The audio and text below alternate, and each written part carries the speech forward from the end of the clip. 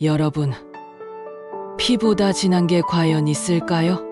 저는 제 인생을 다 바쳐 두 아들을 키워왔습니다. 하지만 제 품에서 자란 큰아이는 사실 제 뱃속에서 나온 아이가 아니었습니다. 그날 밤은 유난히 추운 겨울이었습니다. 찬바람이 살을 애듯 불어대는 골목길 끝에서 문을 두드리는 급한 소리가 제 가슴을 파고들었습니다. 언니 제발 좀 열어줘. 문을 열자 동생은 얼굴이 눈물로 얼어붙은 채 아기를 품에 안고 서 있었습니다. 아기의 얼굴은 붉게 달아올라 있었고 작은 손은 공포에 질린 듯 떨고 있었습니다. 언니 나 이 아이를 키울 수 없어.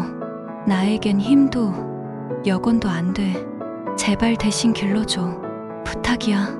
그 순간 제 눈앞이 아득해졌습니다. 20살간 넘은 나이에 저 역시 가진 것 없는 가난한 처지였으니까요. 하지만 아기의 작은 손이 제 손가락을 꼭 붙잡는 순간 제 심장은 멈추듯 쿵 하고 내려앉았습니다. 그 손의 온기, 떨림, 그 울음소리, 이미 답은 정해져 있었습니다. 좋다. 네가 키우지 못한다면 내가 키워볼게. 이제부터 이 아이는 내 아들로 생각할게. 그날 이후로 저는 제 삶의 전부를 바쳐 두 아이를 키우기 시작했습니다. 새벽 5시, 아직 동이 트기도 전에 저는 시장으로 나갔습니다. 무거운 채소 상자를 짊어지고 손가락 마디가 터져 피가 배어나와도 멈출 수 없었습니다. 밤마다 아이들 젖은 빨래를 손수 비틀어 말리며 속으로 다짐했습니다. 내 새끼들만은 굶기지 말자. 배고프게는 하지 말자. 둘째는 언제나 제 곁을 지켰습니다. 시장 심부름을 도우며 제 손을 붙잡고 말했습니다. 엄마, 힘내세요. 내가 있잖아요. 하지만 큰아이는 달랐습니다. 어릴 때부터 조금씩 제 품을 차갑게 밀어내기 시작했습니다. 저는 병원에서 돌아오던 길이었습니다. 손에는 약 봉지가 들려 있었고 허리는 점점 굽어 더디게 걸음을 옮겼습니다. 의사는 말했습니다. 이 약을 꾸준히 드시면 조금은 편해지실 겁니다. 그 말 한마디에 저는 희망을 붙잡듯 약 봉지를 꼭 쥐었습니다. 현관문을 열자 낯선 정적이 흐르고 있었습니다. 큰아들은 소파에 비스듬히 누워 휴대폰만 만지작거리고 있었지요. 저는 조심스레 말을 꺼냈습니다. 아들아, 의사 선생님이 새로 약을 주셨어. 이걸 먹으면 조금은 나아질 거라 하더구나. 그 순간 큰아들은 고개조차 들지 않고 말했습니다. 엄마, 또 약이요? 돈이 하늘에서 떨어져요? 솔직히 이제는 약으로 버틸 때가 아니잖아요. 괜히 돈만 쓰는 거지. 순간 제 손에 쥔 약 봉지가 돌덩이처럼 무겁게 느껴졌습니다. 가슴이 철렁 내려앉으며 웃어넘기려 했었습니다. 그래도 조금이라도 살아야 하지 않겠니? 너희 얼굴 조금이라도 더 보고 싶어서 그러는 거야. 그러나 큰아들은 코웃음을 치며 휴대폰을 내려놓더니 차갑게 말을 이어갔습니다. 엄마, 솔직히 말씀드릴게요. 병원비 때문에 제가 숨 막혀요. 차라리 집을 담보로 대출이라도 받으세요. 그게 현실적이죠. 그 순간 제 심장은 얼음이 된 듯 멎었습니다. 아니, 내 아들이 어떻게 이런 말을 할 수 있을까요? 며칠 뒤 저는 아픈 몸을 이끌고 장을 봐왔습니다. 동네 시장에서 싱싱한 콩나물 한 봉지, 생선 한 마리, 그리고 김치까지 손끝이 될 만큼 불 앞에서 구워내며 생각했습니다. 오늘만큼은 아이들에게 따뜻한 밥을 먹이고 싶다. 밤늦게 들어온 큰아들을 보며 반가운 마음에 웃었습니다. 어서 와라.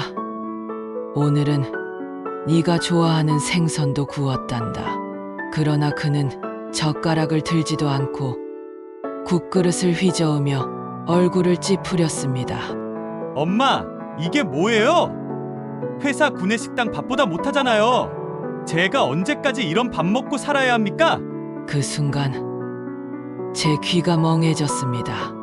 온종일 아픈 몸을 이끌고 준비한 밥상이 그의 눈에는 볼품없는 잔반에 불과했던 겁니다. 저는 애써 웃으며 말했습니다.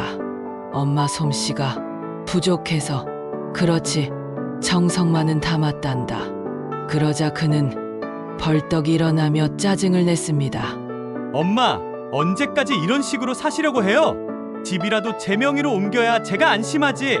솔직히 엄마가 언제까지 살 것 같으세요? 그 순간 제 가슴이 철렁 내려앉았습니다. 이제 그의 눈에는 저는 그저 재산일 뿐이었습니다. 그날 밤 저는 더는 침묵할 수 없었습니다. 그래, 사실 너는 내 뱃속에서 나온 아들이 아니다. 내 친엄마는 내 여동생이다.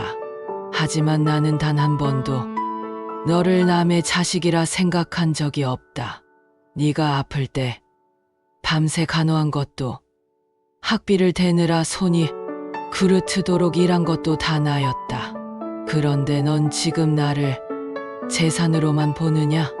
그러자 큰아들은 냉정하게 웃었습니다. 그럼 결국 저는 속은 거네요. 남의 자식인데 왜 제가 효도를 해야 합니까? 그 말은 제 심장을 그대로 찔러버리는 칼날이었습니다. 저는 결국 눈물을 쏟으며 말했습니다. 나는 낳은 정보다는 기른 정이라 생각하였단다. 하지만 네가 지금 스스로 그 인연을 끊었다. 그날 밤 제 방불은 꺼지지 않았습니다. 책상 위에 흰 종이를 펼쳐놓고 떨리는 손으로 펜을 들었습니다. 눈물이 번져 글씨가 흐려져도 멈추지 않았습니다. 내 집과 재산은 큰아들에게 주지 않는다. 끝까지 내 곁을 지키며 엄마라 불러준 둘째에게 남긴다. 가족은 피가 아니라 마음으로 이어진다. 유언장을 쓰고 나니 손끝이 시리고 가슴이 서늘하게 가라앉았습니다. 이제 내 목숨이 다해도 남은 이들이 진실을 알게 될 것이라 믿었습니다. 시간은 생각보다 빨리 흘렀습니다. 제 병은 깊어져 갔고 숨이 가빠지는 날이 많아졌습니다. 둘째는 늘 곁을 지키며 제 손을 잡아주었습니다. 엄마, 제가 옆에 있어요. 이제 걱정하지 마세요. 그 말 한마디가 저를 버티게 했습니다. 그러나 큰아들은 제 마지막 날까지도 찾아오지 않았습니다. 아니, 어쩌면 올 이유가 없었겠지요. 이미 그는 제게서 얻을 수 있는 것만 생각했으니까요. 눈을 감기 전, 내 아들아, 내 곁을 지켜준 이는 영원히 내 아들이다. 어머니가 세상을 떠난 뒤 유언장이 공개되는 날, 작은 거실에는 친척들, 변호사, 그리고 두 아들이 모였습니다. 변호사가 조용히 봉투를 열고 읽어 내려갔습니다. 고인은 전 재산과 집을 큰아들에게 주지 않고 둘째에게 상속한다. 순간 큰아들의 얼굴이 일그러졌습니다. 이럴 리가 없어. 내가 몇 년을 엄마와 함께 살았는데 이건 불공평해요. 불법이에요. 그의 목소리는 떨렸지만 변호사는 담담히 말했습니다. 유언장은 법적 효력을 갖고 있습니다. 이제 모든 권리는 둘째 아들에게 넘어갑니다. 큰아들은 그 자리에 주저앉았습니다. 그의 손에는 아무것도 남지 않았습니다. 집도, 돈도, 무엇보다 어머니의 신뢰도. 사람들은 수근거렸습니다. 낳은 정보다는 키워준 정이 최고지.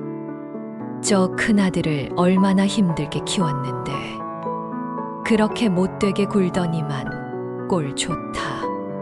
둘째는 어머니 영정 앞에 서서 흐느끼며 고개를 숙였습니다. 엄마 이제 편히 쉬세요.